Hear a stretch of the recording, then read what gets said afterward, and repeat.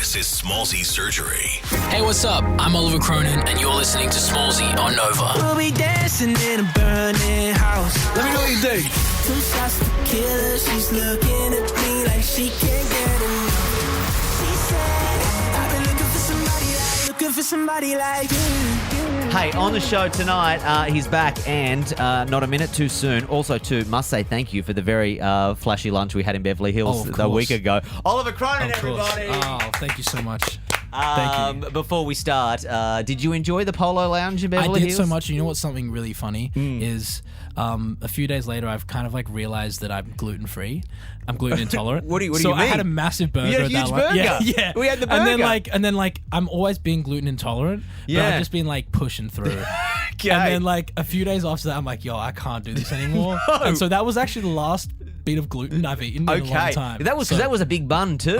That had nowhere. You had nowhere to get away from that. It didn't leave No, me. you were just bloated for days. It kept me going. Oh, okay. I'm sorry. I'm But sorry. it was to a hear great that. lunch. It was very. It was a memorable. great burger. Yes, it was a great burger. Great lunch. Yes. Sir. You're fresh back in from the USA. Yes, How was sir. your time there? So good. Yeah. Man, did New York for the first time. Did you see any celebrities? I don't know if we had this conversation. Yes, we did. Okay.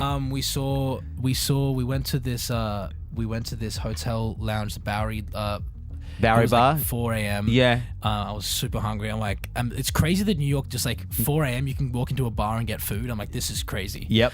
We saw. I forget his name. His name's Matt something. Yeah, sure. He's the dude. What does he do? He's an actor. Okay. Dude off House of the Dragon, Damon off House of the Dragon. Okay, yeah. Did Doctor Who, the slick back white. Oh, yeah. English dude. Yeah. Yeah. He's one of those actors where you don't know his name, but if you start explaining Yes. the role, everyone goes, I know him. Yeah. His name's Matt. Yeah. I know his first name. I forget his last name. Yeah. I had a run-in with an actor who I now know his name is Richard Kind. Okay, but I didn't know his name was Richard Kind. He's just this old dude, and he always plays an old dude.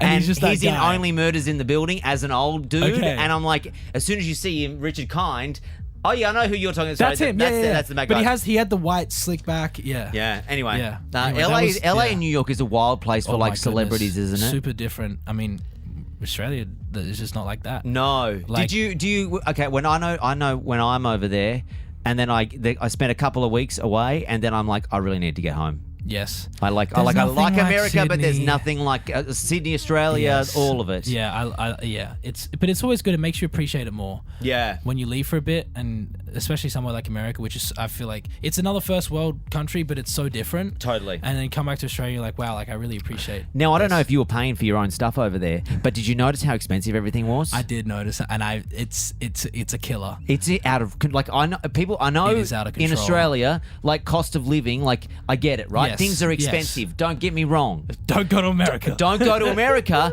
because, like, I had a black coffee and it was $9 US. Yes. Yep. That's 18 Yes. Australian dollars Yes. for just a shit coffee from Yes. Starbucks. And that's the thing, they're shit. It's not even like, You don't good. even get a good coffee, yeah. Yeah. No, I was like, oh my God, I need to move to New York. And then I'm like, actually, No, no. I don't. It's impossible. No. I may as well just like have it in my dreams. Yeah, I cannot financially recover Yes. if I ever moved here. Yeah. Dude, new song. We're about to give it a play. Yes, Girl Next Door. Yes. Give us the 411. Tell me all about it because it's a little racy. It's, me and Charlie have been talking for a long time about getting a song together, and I just had this crazy hook, and it was kind of the first time not the first time, but I've really lent in to the kind of Australian accent and that kind of swing of things, which I've been trying to do for a long time, and it sounded so cool. And I actually always loved, Charlie does this stuff where she sings songs in her Australian accent. I'm like, this is sick. Let me see if you want to do this on this song. And she loved it. She did a crazy verse to it, and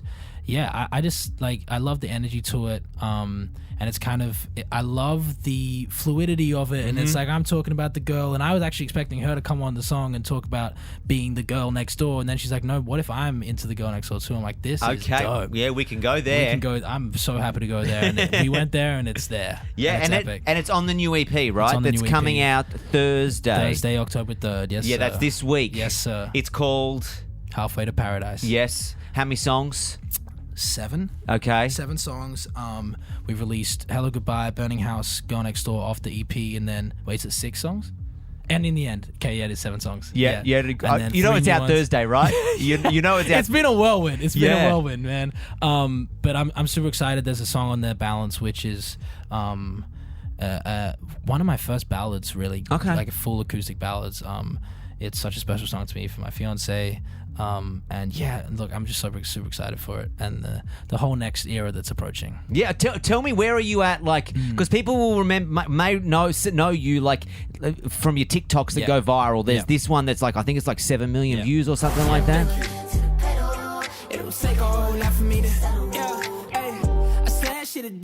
And this is in your lounge room, right? This is in my bedroom. Studio. Yeah. Okay.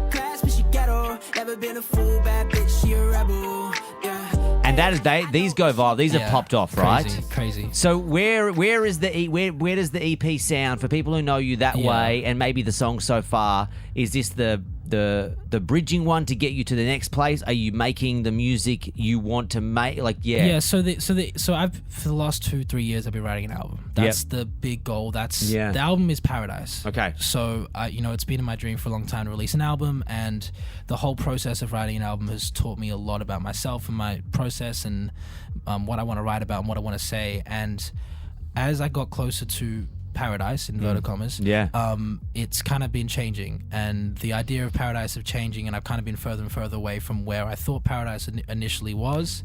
And I'm not ready to put out this album, and I'm not ready to I'm not finished. I keep changing the album. It keeps going in different directions. So you're growing. I'm growing evolving as this album grows with me. So I wanted to give people a taste of what we've done throughout the album process, and we're not at Paradise. We're halfway there. That's halfway. I like that for the EP title. So this is kind of everything that not everything, because we made a lot of music, but this is a bit of a taste of everything that the journey that's taken to get to Paradise. Yeah. And we'll see where Paradise. It's a constantly evolving. It's constantly you just never evolving. know where you're gonna. Eventually, I'm gonna have to pull the pin and just do it. Yeah, you're gonna have to put your stamp in it. But it keeps evolving, and it's exciting because maybe Paradise isn't what everyone thinks it is. You never know, no, absolutely.